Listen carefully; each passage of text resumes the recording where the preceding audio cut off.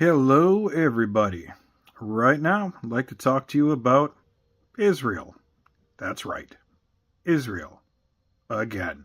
Now, there seems to be a little issue that's going around as of filming and as of recording this video that Israel and Iran may be very well going to war. And what I would say to that, not our problem. The Middle East is Israel and Turkey's problem, right? As much as I agree with that sentiment, and I think we should definitely leave the Middle East and leave it up to those two reactionary countries, that's also not something that will realistically happen. And let me tell you why. Israel, even though they're acting like a bunch of fascists and a bunch of children who are electing a bunch of idiots to run their country, and this is very similar in the way that we're doing it here, well, they want to absolutely go to war with Iran. Because if you really look around in Israelis' security issues, they're kind of dwindling. Ever since the pager bombing with Hezbollah has been reduced to street thugs, and they're actually recuperating, trying to get some of their power back. They're not as big of an issue to Israel as they were before. The Syrian government of Assad fell, and they're going to, even though it's very unstable there, and it's ran by a bunch of former terrorists and some non-state actors, they're at least willing to work with the Israelis. It's a complete, crazy, unstable, you know what kind of show it is up there. But Syria is not the adversary it was 1 year ago. And that leaves them with what? Hamas. Hamas is, I don't want to say they're winning, but they're being contained. Now, I definitely don't like the fact that they're not letting in international aid, and I don't like the fact that multiple Israeli politicians and service members are calling for the deaths of all Palestinians, which they are, but they're doing it. Hamas is bogged down. Hamas is so busy with a war with Israel right now as they can't really do anything else but that. So that leaves Iran.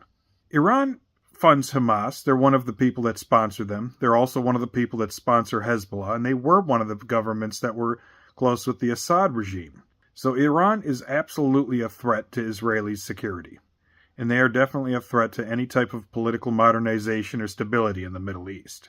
That being said, why do we have to get involved, the United States?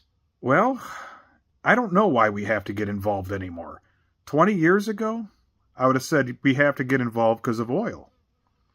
But due to fracking, and due to our energy policy that's different, and due to us actually cranking out 4 to 5 million barrels of refined product every day, we are not dependent on Middle Eastern oil anymore.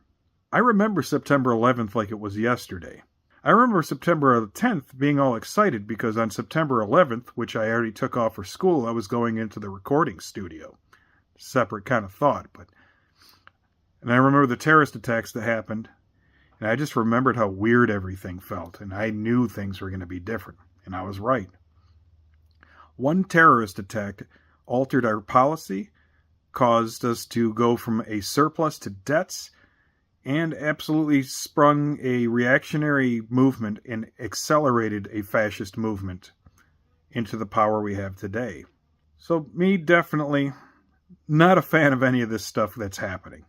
But back to what I said. Why are we stuck with Israel? I don't know. We do have a lot of bases over there, and we do have to protect our assets. I mean, that I understand. We're over there in Yemen right now protecting the shipping route. I guess I sort of understand that. It's our shipping companies as well. But Israel going to war with Iran? Why we have to get involved? Well, there's a simple answer to that. The layman's answer, and the one that just kind of fits like a glove, is Israel's infrastructure. They have an air force and they have drones, and they have a very modern fighting force, but they're really good on the ground. They have a lot of tanks, and they have a lot of very well-trained ground forces. Because, let's look at all of their threats. Hezbollah and Hamas, those are guerrilla-style fighters that use the ground. They use a lot of asymmetrical warfare like a lot of terrorist groups do. So they use tanks and they use ground soldiers with air support. The problem is when you have air support and with ground forces mixed, well, you need both to succeed. But Iran, and I know there's no diplomatic relations and a lot of people here don't understand it, but it is a very mountainous region, especially in the Tehran area. Tanks can't go up mountains, even on highways. So they need to be airlifted. They need to be physically taken with a type of airlift, and they need to be dropped off from point A to point B. Israel does not have the capability of doing this themselves.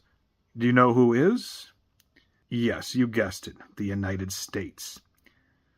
Now, let's go back to the Israel bombing that just recently happened. What was going on with the United States?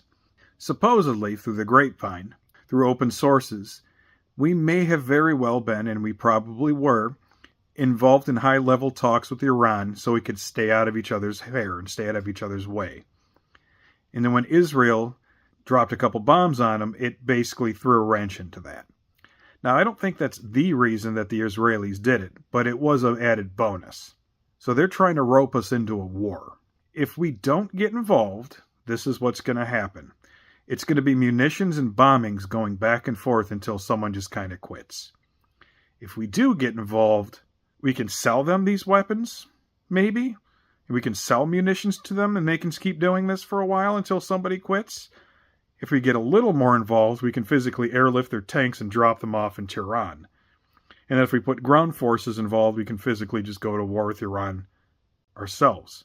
I don't think we should be doing any of these options, because it goes back to what I said at the beginning of the video.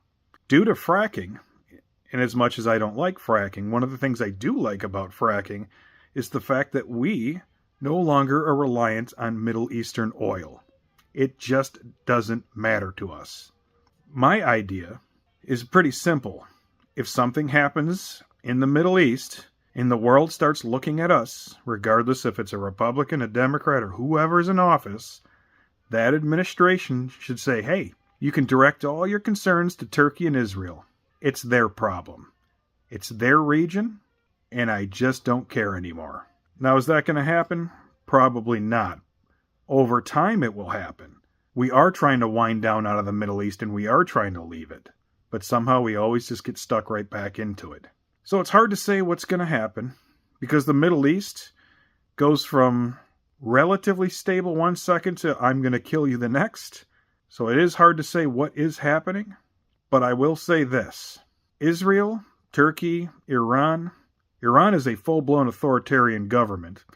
Even if we overthrow it and put it in a democracy, it's not going to last. They don't have the resources or the economic power to actually keep enough people employed to the point where they're going to want a democracy. Israel does have the economics to have people that want a democracy, but the people that live there don't want a democracy. They're becoming very reactionary, and they're voting for a Likud party who's lowering their professional standards, their ethics, their knowledge, their effectiveness, and frankly, Israel's slipping. Turkey may very well be the most powerful military in the Middle East, but they decided to go with Erdogan. Just a nice little right-wing religious screwball that the Turkish population has been bootlicking ever since he came into power. Screw these countries. Let them kill each other. Stay out of it. We don't need our oil. But I'm not in power. So I guess that policy won't be happening. Stick around. Keep your eyes out. We're about to be engaged in problems that we shouldn't be engaged in.